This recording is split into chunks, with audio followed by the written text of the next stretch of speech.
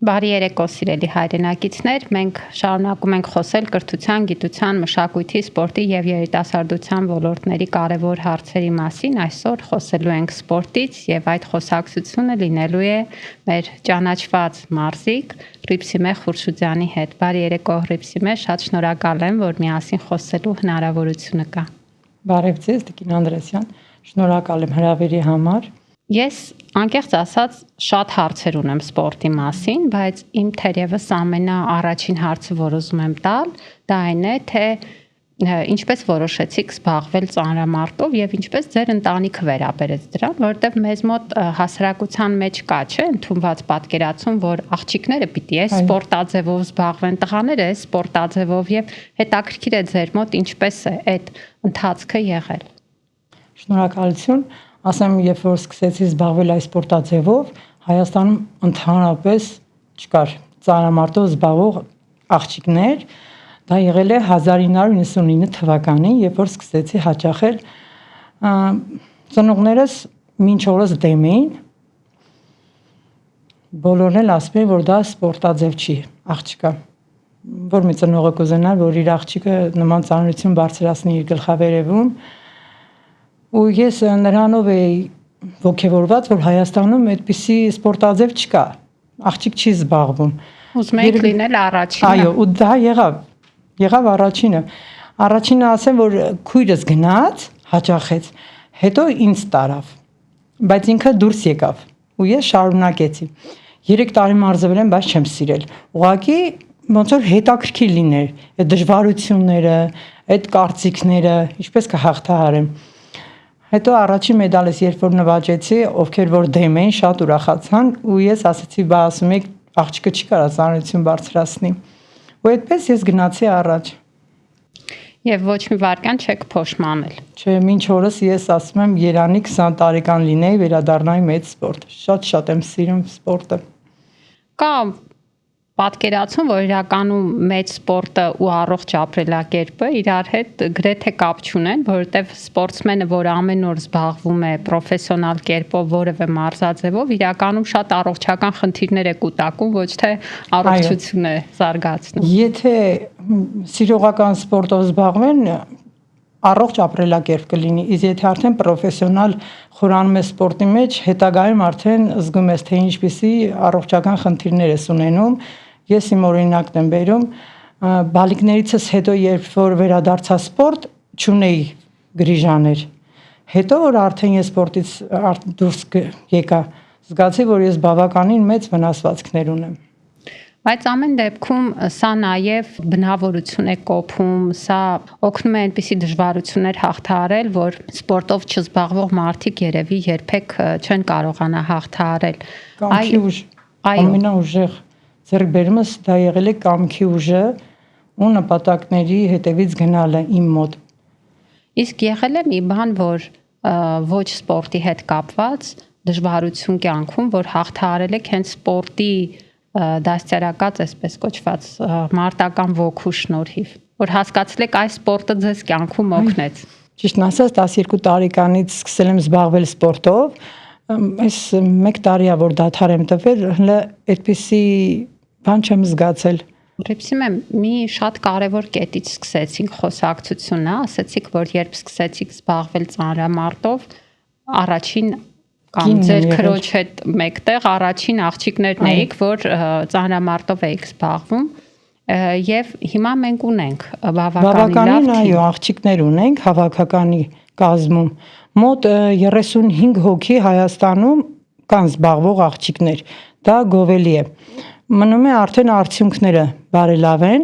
հիմա այս առաջիկայում աշխարհի առաջնությունն է, մեկնելու է Անա Ամրոյանը, դա ասված որ մեդալով վերադառնա։ Դե հաջողություն մաղթենք իրեն,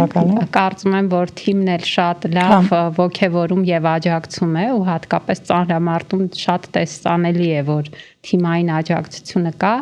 բայց ես ուզում եմ այնպիսի մի հարցից խոսենք, ինչպես ընդհանրապես մեր երեխաների սպորտով զբաղվելն է, եւ խոսեցինք այն մասին, որ սիրողական սպորտը դա հենց առողջ ապրելակերպը խթանելու ամենալավ գործիքներից է։ Ցավոք այնպես չի, որ մեր երեխաները շատ են զբաղվում սպորտով։ Դուք էլ 2 տղա ունեք, Այո։ Եվ նաև այս պահին մարզիչ եք աշխատում։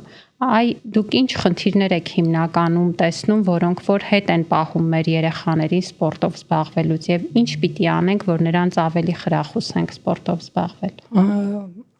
Օրինակ բերեմ, երբ որ ես մարզվում էի, մեր սերունդը հեռախոսը տենց ձեռքներին չի եղել։ Իրանք միշտ մտածել են իրանց մարզումների արդյունքների մասին։ Իսկ ես հիմա ներկա սերունդը երբ որ տեսնում եմ, հավաքների ժամանակ տեսնում եմ, թե ինչպես է մարզիկը հեռախոսը դրած, ինքը ֆիքսում է իր բարձրացած կիլոգրամ ու միանգամից կայքերն է տարածում ու իր ուշքը այն կողմն է, որ տեսնի քանի լայք է հավաքել, այսինքն ստեղից գալիս է խնդիրը, որ ինքը լայքերի հետևից է գնում, ոչ թե արդյունք անելու հետևից։ Այդ հեռախոսները խանգարում են, իմ կարծիքով խանգարում են, նույնիսկ իմ երեխան ես զորով տանում եմ իրան սպորտի մարզվելու, զորով կտրում եմ հեռախոսից։ Ծանրամարտի։ Այո։ Երկուսին էլ։ Այո, ես ասել եմ, որ սպորտաձևով ուզում եք, դուք ինձ ասեք, ես մեծ սիրով կտանեմ, ես չեմ ստիպում, որ դուք հենց գաք ծանրամարտի։ Տարբեր սպորտաձև տարել եմ, ոչ մեկ չեն ուզում։ Մամա, ես ուզում եմ ծանրամարտի, ասում եմ, լավ, բայց դու ծանրամարտի, ասենք, բան չես էլի, որ ես քեզ տանեմ։ Այնտեղ ծանրամարտը սիրում է տանջվել, նպատակասլացություն, ամեն ինչը կարողանաս մի կողմ դնել, բայց ես տեսնում եմ, քո մեջ չկա այդ։ Իսկ փոքրս հաճախում էր ֆուտբոլի, նա նույնպես դուրս եկավ։ Այսինքն ստիպելով ոչ մի բան չես կարող անել։ Բայց իրական սպորտը շատ հետաքրքիր է, հատկապես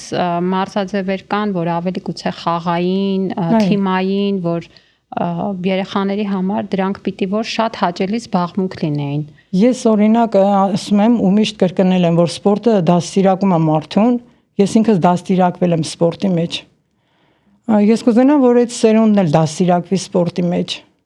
Չեք կարծում, օրինակ կկարողանայիք դպրոցում ֆիզկուլտուրա դասավանդել։ Ինչ շատ են հրավերներ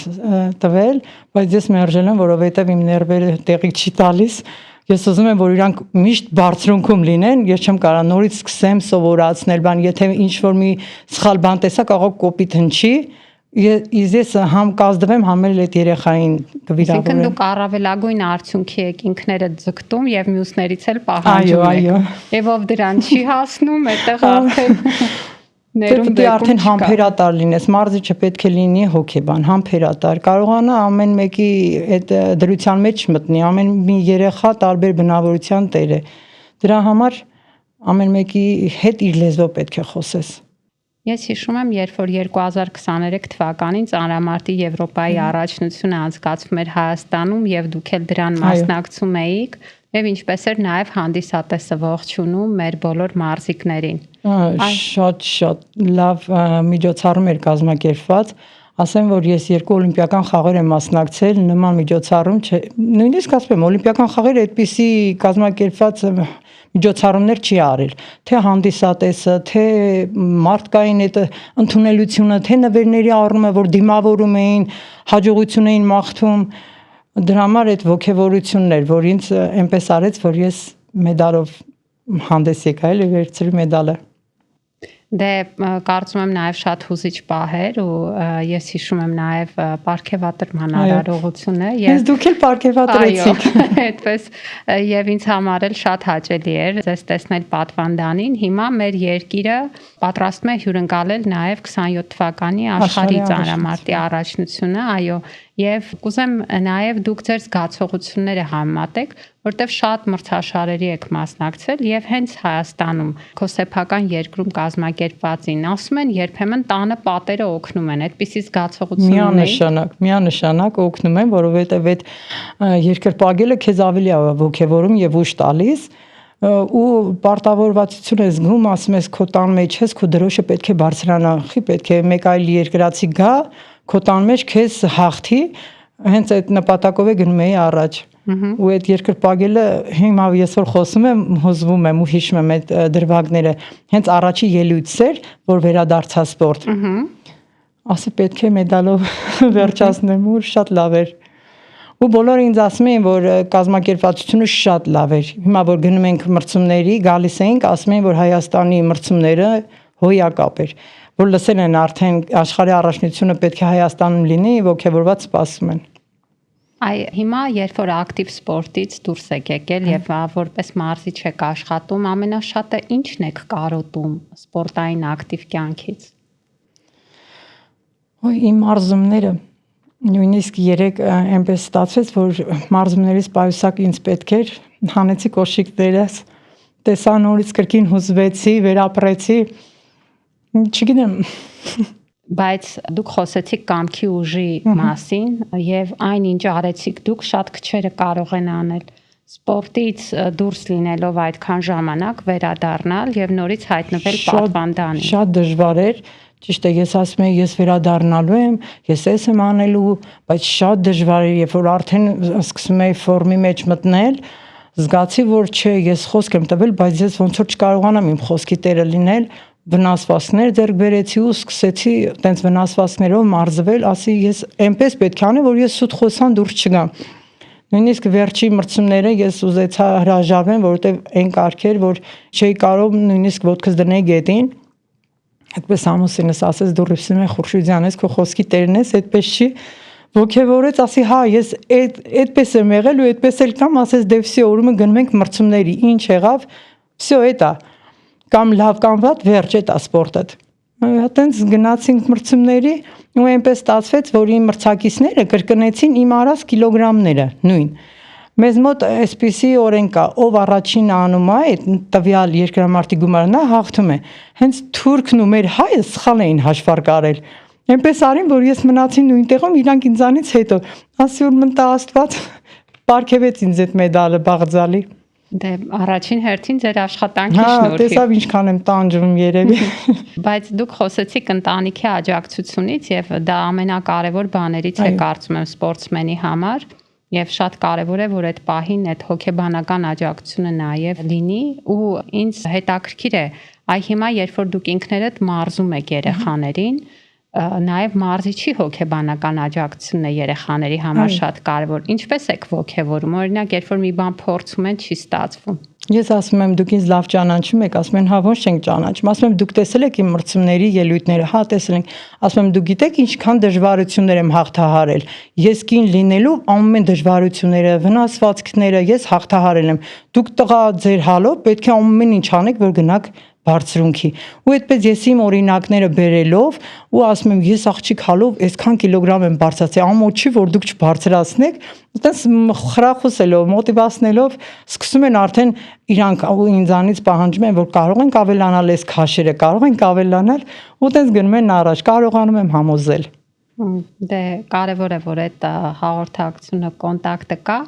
Բայց դուք ինքներդ մի դժվարություն եք հաղթահարել, որ լինելով իգական սեռի ներկայացուցիչ գնացել եք զբաղվելու մի մարզաձևով, որը որ ընդունված չի համարել, որ աղջիկները կարող են դրանով զբաղվել։ Ինչ եք կարծում։ Իրականում այդ մեր պատկերացումները, որ սա տղայի համար է մարզաձևը, սա աղջկա, ինչքանով պիտի ընդհանրապես լինեն, չէ՞ որ դրանք շատ հաճախ նաև մեր երեխաներին սահմանափակում են իրենց ընտրության մեջ։ Ընդհանրապես Հայաստանում ամենակը տենց ընդունված, ասեմ, որովհետև բոլոր երկրներում աղջիկները միշտ զբաղվել են տարբեր սպորտաձևերով, նույնիսկ ծանրամարտով։ Հայաստանում չկար ծանրամարտով զբաղվող աղջիկներ։ Դրա համար երբ որ ես գնացի մրցումները, ես տեսա այնքան շատ աղջիկներ։ Ես զարմացել ես գիտեմ մենակ Հայաստանում է եղել եւ վերջել է այդ ծանրամարտը։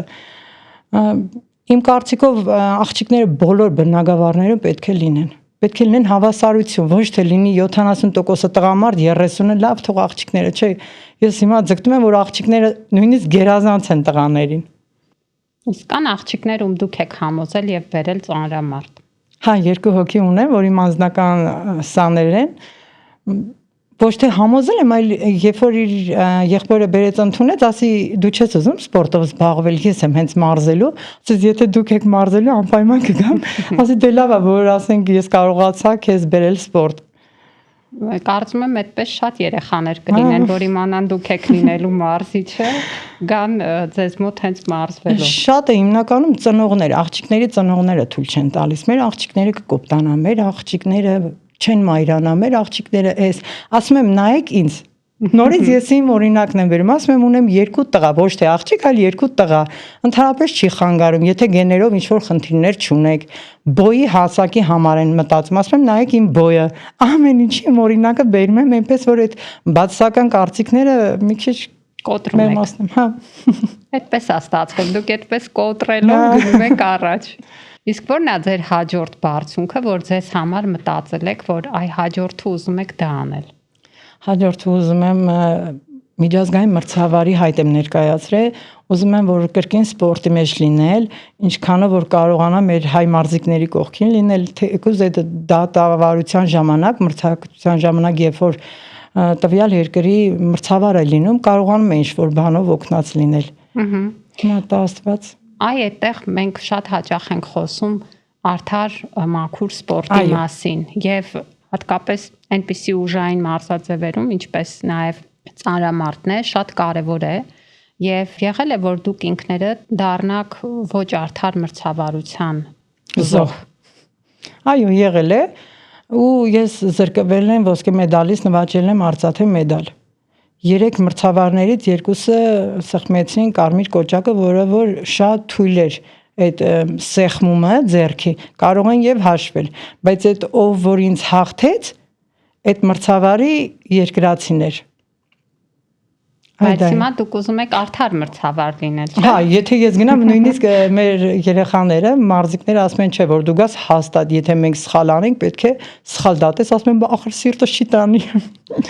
Դե ես գնում եմ արդարության ետևից։ Որտեվ կարծում եմ սպորտում արդարությունը ամենակարևոր բաներից է,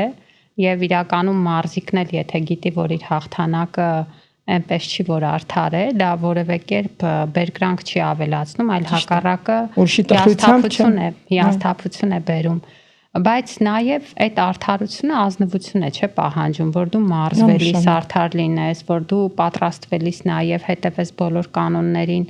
Այն չէ կարծում, մենք շատ ենք խոսում նրա մասին, որ մեր մարզիկները ավելի լավ հանդես գան, ավելի մեծ արդյունքների հասնեն ամենատարբեր մարզաձևերից տարբեր նաև մրցաշարերում։ Ինչ է մեզ պակասում, որպեսզի մենք մեր ուզած արդյունքներին հասնենք։ Օրինակ Հայաստանում պակաս է կին մարզիչները։ Ես կուզենայի, որ կին մարզիչները շատ լինեն, որովհետև կան աղջիկներ տղամարդկանց հետ չեն կարող կիսվել։ Իսկ եթե կին մարզիչներ լինեն, միգուցե կարողանան իրենց հետ լեզու գտնել եւ շարունակել սպորտը։ Որտեվ եղել է աղջիկներ, որ եկել են 1 ամսով զբաղվել են ու դուրս են եկել, հարցրել եմ ինչի դուրս ես գալի, ասում է մամաս թույլ չի տալի, եղբայրս թույլ չի տալի, որ ես մարզիչի մոտ մարզվեմ։ Ես կուզենայի, որ դա լիներ, կուզենայի, որ մասաժիստներ լինեին, որտեղ գալիս են նորից այդ ծանրաբեռվածությունը գրում են, հետո գնում են, ասում են ստեղս ցաված, մեղս վնասվեց։ Այսինքն պետք է համապատասխան ծառայություններ լինեն։ Այո։ Մենք շատ հաճախ խոսում ենք նաև սպորտային բժշկության զարգացման անհրաժեշտության մասին, բացի մերսողներից, եւ այստեղ էլ ունենք էլի շատ լուրջ խնդիրներ, որ մեր մարզիկներին պետք է հասանելի լինեն նաև սպորտային բժշկության այնպիսի միանշանակ տեխնոլոգիաներ, որ հիմա հատկապես սպորտում շատ կարևոր է։ Իրական հաջողությունների մի մեծ մասը սպորտային բժշկության հետ է կապված նաև։ Որովհետև մենք երբ որ մրցումներից վերադառնում ենք, մենք սկսում ենք հետազոտվել, թե ինչ վնասվածքներ ունենք, մոտ 2-3 ամիս պահանջում է, որ այդ վնասվածքները բուժենք, նոր անցնենք մարզումների, բայց եթե չի լինում բուժում, այդ վնասվածքի վրա նորից վնասվածք է գալու ու սկսում է արդյունքը նվազել։ Կա այդպես ընկալում, որ եթե մարդը սպորտով է զբաղվում, բոլոր սպորտաձևերը սիրում է։ Հա։ Ձեզ համար օրինակ կա սիրելի եւ ոչ սիրելի սպորտաձևեր։ Հա, չեմ սիրում բռնցքամարտը, չեմ սիրում ֆուտբոլը։ Ֆուտբոլից գաղափար անգամ չունեմ ֆուտբոլ, ասում ու ոնց որ ասած ինձ կներեն ֆուտբոլիստները, ասում եմ, լավ, մի գնդակի համար 22 հոգի վազեն ես կողմ, վազեն են կողմ։ Իսկ բռնցքամարտը այդ հարվածների համար չեմ սիրում։ Ես այդպես որ ասում եմ բռնցքամարտիկներին, ինձ ասում են, բա ծանրամարտը ի՞նչ է։ Ես էլ ասում եմ, արդարանում եմ, ասում եմ ծանրամարտը սպորտի թագավորն, ասում եմ, այդ ո՞նց եղավ։ Մի օր բան էինք, հավաքների էինք Ծաղկաձորում։ Մեզ խնդրեցին մեր մյուս մարզաձևերից մարզիչները, որ թույլ տան այս ժամին մենք մտնենք մարզասրահ, որպեսզի մեր ուժային ուժեղացնենք։ Ասի տեսնում եք, որ առանց ծանրաձողի դուք չեք կարող ուժեղանալ։ Այստեղ է գալիս։ պետք է ծանրամարտի միջով անցնեք, նոր գնաք ձեր սպորտաձևով։ Հիմքն է։ Այո, միանշանակ ես այդ կարծիքին եմ։ Իսկ ճիշտ եմ հասկանում, որ ամենասիրելի մարզաձևն էլ ծանրամարտն է։ Այո։ Ես ասում եմ, ինձ որ ասում են, լավ, որ ծանրամարտը չլինի, ինչ կընտրեիր։ Ասում եմ, չեմ մտածել այդ ուղղությամբ։ Երևի նորից ծանրամարտ կստեղծեի ինձ համար։ Իսկ երբևէ մտածել եք, որ բացի սպորտը, այլ մասնագիտություն էլ ձեռք բերեք։ Որ ասում եմ, ժամանակ չեմ ունեցել։ Մտածել, որտեղ տարին 12 ամիս հավաքների եմ եղել, ես նույնիսկ իմ քույրիկների նշանդրեկներին չեմ եղել, ինձ ասում էին, դե լավ, հա, մի ժամա, 2 ժամ, ասում եմ, չէ, դա իմ ռեժիմի խախտումն է, ես ասենք նպատակ ունեմ, եթե ես գամ մի ժամ սենց նստեմ, ես կարող եմ այդ մի ժամը պարկեմ հանգստանամ, որովհետև ես օրեկան 20-30 տոննա պետք է բարձրացնեմ, դուք գաք իմ տեղը կբարձրացնեք, չէ, ասում եմ, դե գնացեք ձեզ բարի ժամանց։ Այսինքն սպորտը նաև ձեզ համար դարձել է շատ բաներից հրաժարվելու։ Այո։ Եվ չեք ափսոսում, որ բաց եք թողել ինչ-որ պահեր։ Ոչ, ես սպորտից բերել եմ հարգանք, պատիվ, հիմա վայելում եմ այդ հարգանքը։ Ես շնորհակալ եմ սպորտին։ Ես այն մարզիկներից չեմ, երբ որ ինչ որ խնդիր ա լինում, դուրս են գալիս, ասում են, լավ է, ես ընտրեցի այդ սպորտը, եմ որ մեր լեզվով ասեմ վարված դուրս են գալիս սպորտից, չէ, ես այդ մարզիկը չեմ, ես շնորհակալ եմ սպորտից։ Դե մի շատ կարևոր բան ասացիք, ասացիք սպորտը դաստիարակում է մարդուն։ Դե եթե այդ դպրոցով անցել ես, երևի թե ուսուցչիդ պիտի գնահատես ու ձեր պարագայում կարծես թե ուսուցիչը սպորտն է։ Այո։ Ինձ ասում են շատ հասարակ, ես ասում եմ, ոնց պետք է լինեմ, ասում եմ, դե կան մարզիկներ, մարդիկ, որ մի քիչ բարձր են իրանց դասում, որ անունները տենց հնչում է, ասում եմ, չէ, ես սովորական ընտանիքում եմ ծնվել, ես չեմ մոռանում, ես որտեղից եմ ծնվել, մեծացել, կապ չունի դա։ Եթե հիմա ես հանրային մարդ եմ դարձել, շնորհակալ եմ սպորտին, բայց սպորտից հետո նորից պետք է մարդ մնաս։ Ես նախորդ տարի ֆեստիվալին, գիտեք, այդպիսի փառատոն են կանում, երաժշտական զբոսաշրջային, շրջում էի տաղավարների մոտ Գյումրիում եւ տաղավարներից մեկի մոտ տեսա ձեր տիկնիկը։ Ահա, ինձ նվիրել են։ Եվ ինչ զգացողություններ եք ունենում, այ ասացիք հանրային մարդ, չէ՞։ Հանրային մարդը իր հետ բերում է նաեւ դրա հետևանքները լավ եւ վատ իմաստով։ Իհարկե, երբ որ քո անունով տիկնիկ են պատրաստում, եւի հաճելի զգացողություն է։ Շատ։ Բայց լինում է պահեր, որ նեղվում եք այդ հանրայնությունից, կուզեիք ավելի քիչ հանրային լինել։ Դե ամեն մարդ կսիրեր եւ եթե իրան ճանաչում են, սիրված է, կան տեղեր, որ նեղվում եմ, ասում եմ, Երանի չճանաչեն, ներս մտնեմ։ Իսկ լինում է, որ չեն ճանաչում։ Չէ։ Ես այ դրանց էի վախենում, ասում եմ, սպորտից հետո խնդրում եմ ինձ չմոռանաք ու որ ասում եմ, փառք Աստծո, բոլորը ինձ սիրում են ու ճանաչում են։ Մանավանդ որ տիկնիկներ են պատրաստում նվիրում։ Հիմա մենք մի իրավիճակում ենք, երբ որ տարբեր ձևերով փորձում ենք մեր երեխաների շրջանում խրախուսել սպորտով զբաղվելը եւ կազմակերպում ենք վարչապետի գավաթի մրցաշարեր տարբեր մարզաձևերից։ Այս տարի արդեն նաեւ կունենանք լողի եւ վոլեյբոլի մրցաշարեր։ Եվ այստեղ իհարկե այդ մրցաշարերը շատ կարեւոր են, բայց շատ հաճախ ես տեսնում եմ, որ մեր շատ բնակավայրերում չկան տարրական պայմաններ սպորտով զբաղվելու։ Եվ նույնիսկ եթե երեխաները ունենան մեծ ցանկություն, ապա օբյեկտիվորեն ոչ մի հնարավորություն չկա։ Բայց այսօր խոսում եմ մեր մեկ այլ մարզաձևի ներկայացուցիչների հետ ու իրենք այնպիսի կարևոր հարց բարձրացրեցին, ինչպիսին մարզիչների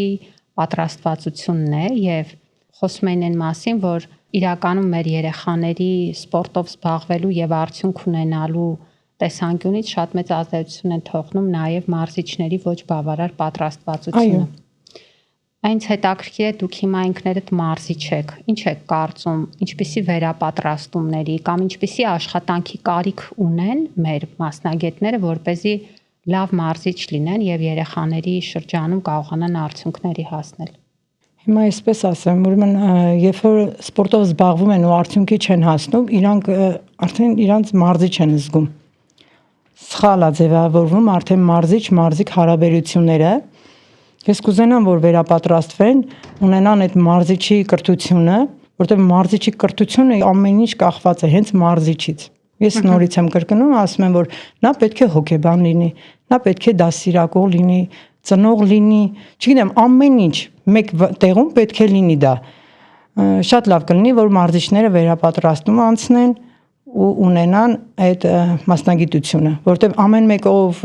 սպորտից դուրս է գալի, ասում եմ ես մարզիչ եմ, ասում եմ ես էլ եմ մարզիչ, դուք էլ, ես հենց հիմա ես ինչ չեմ ասում նորից մարզիչ, որտեղ ես տեսնում եմ, ես այդ մարզիչի դիրքերում ես էլ որ շատ փոքր եմ։ Իսկ ինչ եք մտածում անել, որ դուք լինեք ձեր պատկերացրած ձեր երազանքի մարզիչը։ Այնքան դժվար է։ Միշտ մեր հավաքական մարզիչին ասում եմ շատ դժվար է, ես չգիտեմ ոնց պետք է անեմ, որ իդեալական մարզիչ լինեմ։ Հա, բոլորը ընդունում են ինձ մարզիչ, բայց ես ներքուս ասում եմ ես մարզիչ չեմ կարա լինեմ։ Դա այդ հասկացանք դուք ձեր հանդեպ շատ պահանջ կուտեք։ Հա։ Եվ ոչ միայն ձեր հանդեպ։ Երևի ուրիշների պես ասեմ, հա, ես մարզիչ եմ, ես այսքան երեխաներ ունեմ, աշակերտներ ունեմ, անցնի գնամ, բայց չէ։ Ինչ որ պետք է այդ տեսնում եմ, որ պակաս է ինձ մոտ։ Համբերատար, ընդհանրապես համբերատար չեմ։ Բայց այդ զարմանալի է, որովհետև այդ ամենը բարձրացնելու համար համբերություն է պետք առաջինը։ Հենց ասեմ, օրինակ ասեմ, մրցումների ժամանակ երբ որ գնում ենք, այնտեղ հայտեր ենք մենք ներկայացնում, այնպես է ստացվում, որ ես արդեն վերջի հայտն եմ ներկայացրել, չեմպիոնական հայտ, բայց ես այնքան շուտ եմ մարզվում տաքանում, ասում եմ կարող եմ հիմա գնալ, ասում են աղջիկ ջան, համբերի, քո անազգան կարդան ու գնալ։ Այդ է ծերեմա, որ ես համբերատար չեմ, ես ուզում եմ շուշուտ գնամ, այդ քնությունը տան վերջացնեմ։ Ուր եք շտապում։ Շտապում եմ գնամ հարթակ։ Հիմա Հռիփսիմե ջան, պատկերացրեք, որ դուք կարող եք խոսել մեր երեխաների հետ եւ նրանց ողջևորել այդ ձեր ասած ամբողջ օրը հեռախոսի մեջ, ոչ մի վարքյան էկրանից աչքը չկտրող եւ ֆիզիկական ոչ մի ակտիվություն չունեցող երեխային համոզում եք, որ գա սպորտ։ Հիմա պատկերացրեք իր հետ եք խոսում, ինչ կասեք, որ սպորտ գա։ Ես օրինակ կասեի, եթե ուզում ես դու քեզ տեսնես հեռուստացույցով, բոլորը քեզ ճանաչեն, ամեն ինչը պետք է դնես մի կողմ ու գաս իմ մոտ մարզվել։ Եթե ուզում ես չեմպիոն դառնաս ու ասենք կողքի բացական կարծիքները հաշվի չառնես, եթե նպատակ ունես, ծնողից էլ է գալիս։ Ծնողը կարող է հարցնել երեխային, արդյոք դու ինչ որ սպորտաձևով հետաքրքրված ես։ Բերի մի հատ փորձի, փորձնական պարապմունքներ անցկացնի, եթե տվյալ երեխայի դուրը եկավ, թող ինքը հաճախի, եթե չէ, փորձի մեկ այլ ոլորտում իրան տեսնել։ Հիմա հուսով եմ ձեզ շատերը լսեցին։ Հա, էլի։ Եվ հուսով եմ, որ մեր երեխաների թիվը, ովքեր նաև ձեզ լսելուց հետո կորոշեն, որ պետք է փորձեն զբաղվել սպորտով եւ ֆիզիկապես ակտիվ լինեն, կմեծանա, ձեզ հաջողություններ եմ մաղթում եւ հուսով եմ, որ առաջիկայում ձեզ կտեսնենք նաեւ մրցավարի դերում ու վստահ եմ, որ արդար մրցավար եք լինելու։ Միանշանակ։ Շնորհակալ եմ շատ ձեզանից։ Շնորհակալություն։